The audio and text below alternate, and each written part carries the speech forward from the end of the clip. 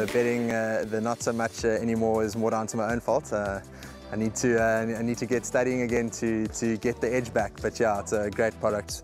I love the exchange. It's really, in my opinion, one of the better bookmakers, if not the best bookmaker out there. We're on to the start of the place accumulator, which is race number 2. It's over 1,200 meters, and this is a maiden plate. And before we have a look at the field, we got an interview, race number 2, and it is Alison Wright. Jet Legacy is having his first run. I feel that he will be a bit green. He is a horse that has shown some ability, but just hoping that he behaves and runs a nice race. Aldraco recently joined the yard. He doesn't show much at track.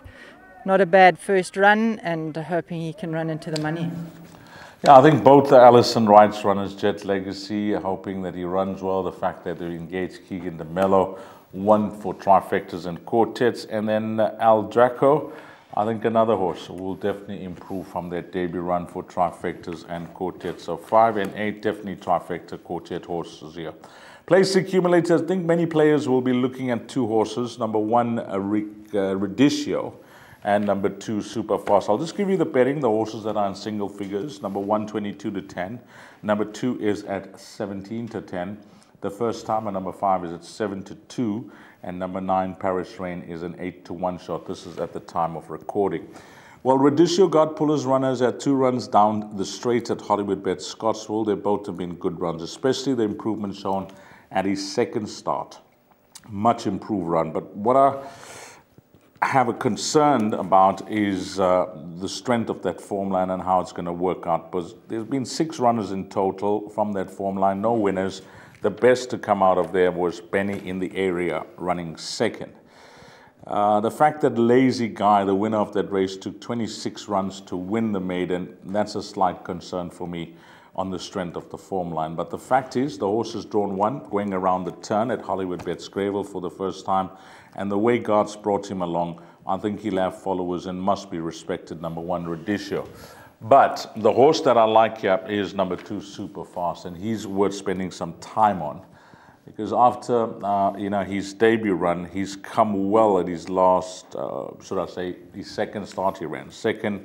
He then followed that up with a good second as well. And then last time out, when they tried him around the turn at Hollywoodbets Scottsville over 1,400 meters, I think no fault of the young man, Siphosihle Swenga, was riding well, but this horse was just too strong for him. He did not settle at all in the running. He battled to settle him around the turn, and he was fighting for his head throughout. And I was actually surprised that the horse was only beaten under 3 lengths behind the eventual winner, considering how much energy he spent during the course of the running. Number 2, Superfast. So he's now back over 1,200 meters. He's got more experienced jock in Sean Veal, nicely drawn at 2. And the strength of his form lines, personally, I think, whilst they haven't been winners, he's faced slightly stronger than number 1, Radicchio. 1,200 will suit him much better.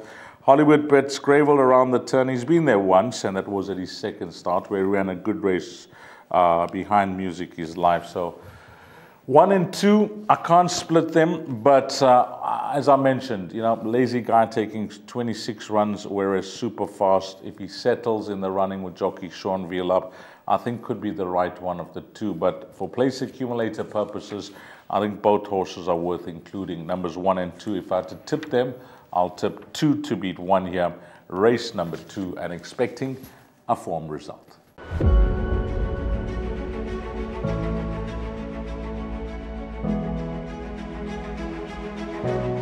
It's Donovan Everett from Cape Racing, and I'd just like to say it's an absolute pleasure to be involved with Intrabet and Cape Breeders in this golf day today here at Pearl Valley.